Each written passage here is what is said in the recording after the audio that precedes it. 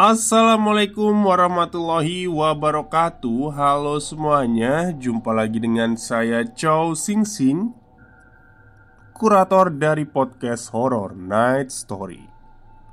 Halo, apa kabar semuanya? Semoga kalian semua sehat-sehat ya.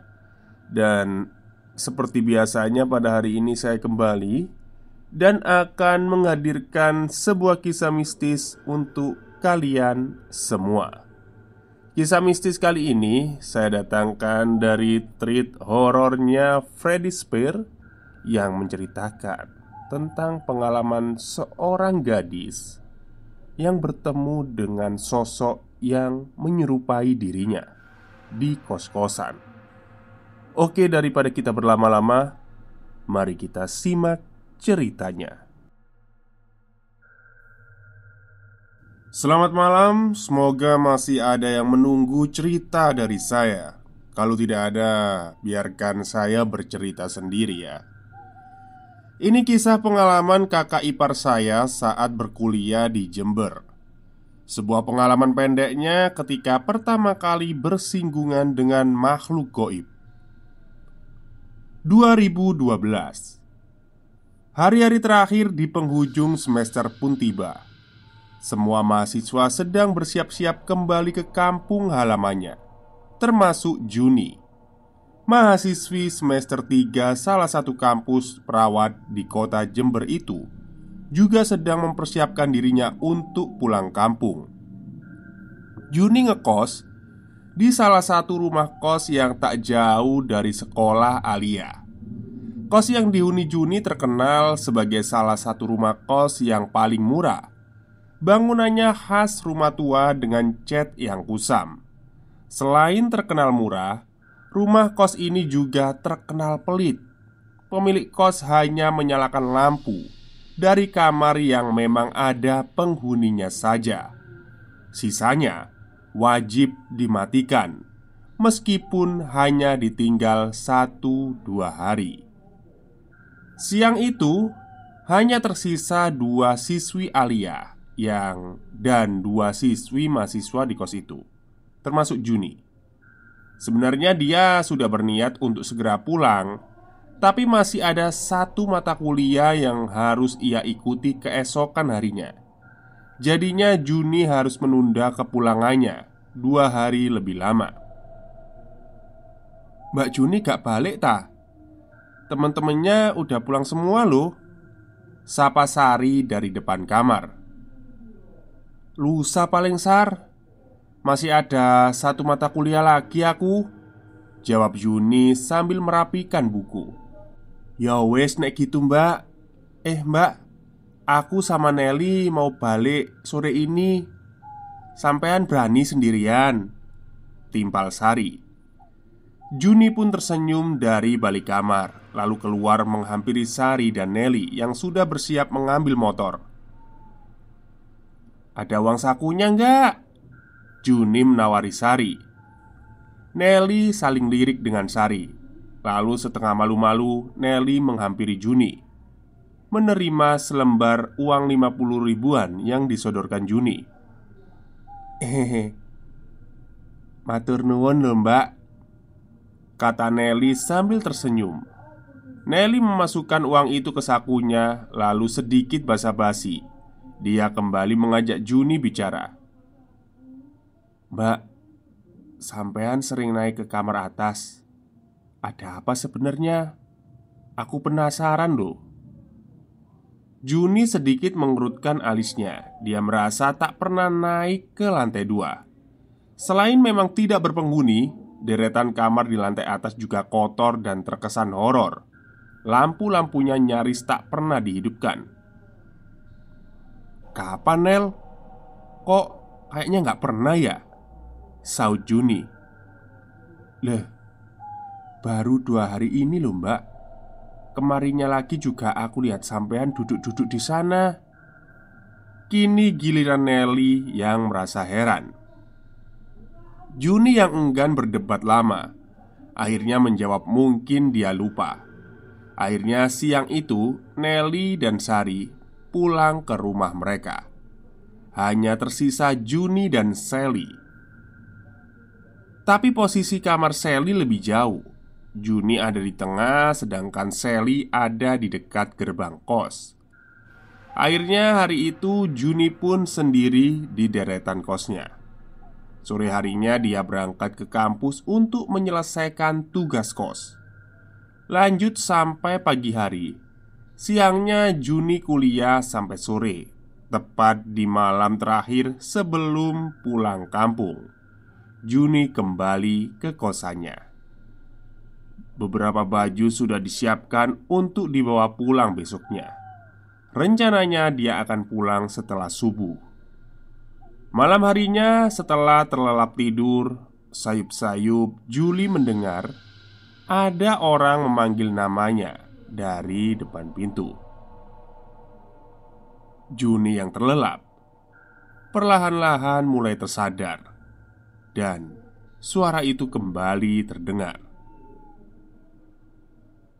Feli, Feli, Feli.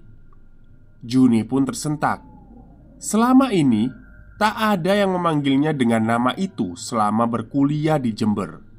Nama Feli hanya digunakan saudara-saudara dekatnya ketika memanggilnya. Juni sudah akan beranjak dari kasur.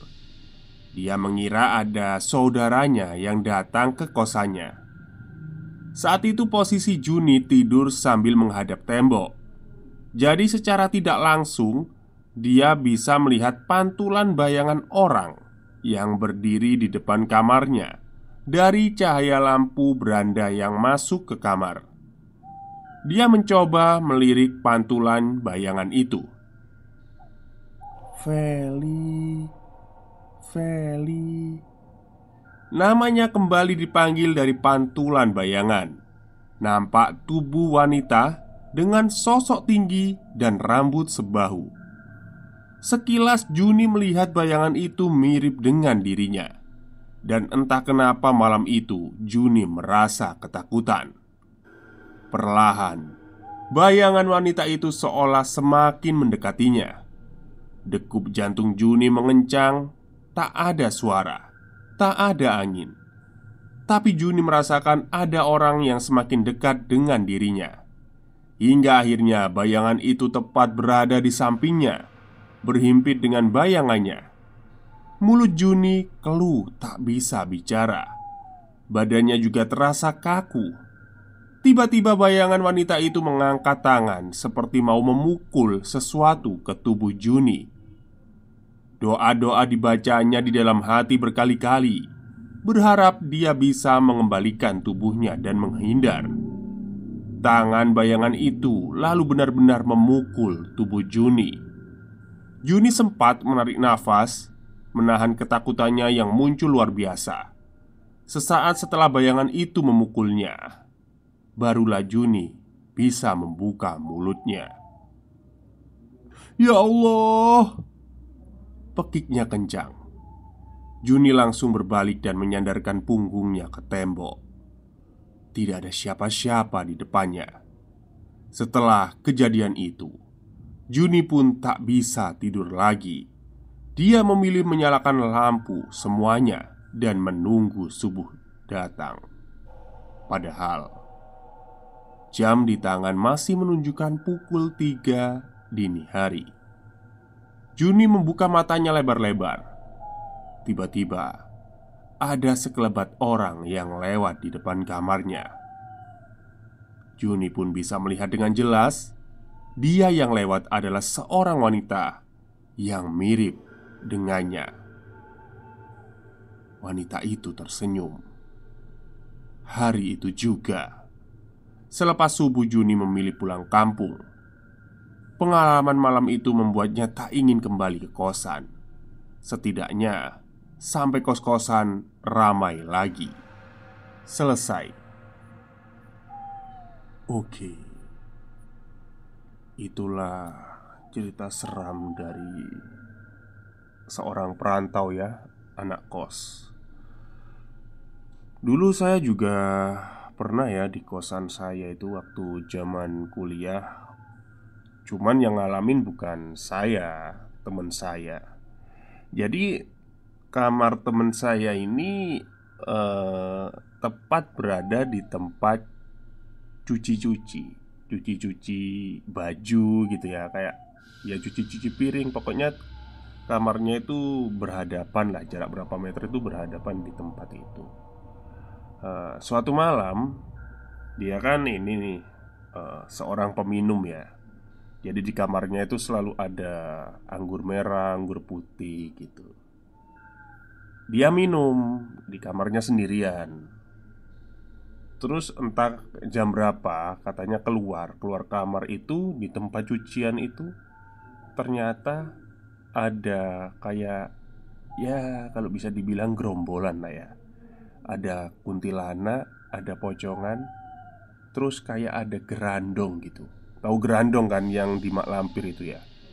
Ya gerombolan gitu di situ, di tempat cuci-cuci piring sama cuci-cuci baju itu. Nah ini dia antara nggak sadar atau gimana ya ngomongnya ke saya itu. Soalnya dia dalam pengaruh alkohol. Ya memang ketika didekati itu dia nggak ada takutnya sama sekali. Didekati terus, didekati terus. Tiba-tiba dia kayak ditampar. Pipinya itu kayak ditampar, terus ya udah pingsan sampai pagi. Yaitu pengalamannya teman saya waktu di kosan. Nggak tahu ya, dia nggak bisa ngelihat siapa yang nampar, entah kuntilanak, entah pocong, entah gerandongnya. Tapi kalau pocong nggak mungkin tangannya terikat kan ya. Ya pokoknya itu pengalaman dari teman saya waktu mabuk. Oke, mungkin itu saja cerita untuk hari ini. Semoga kalian semua suka. Wassalamualaikum warahmatullahi wabarakatuh.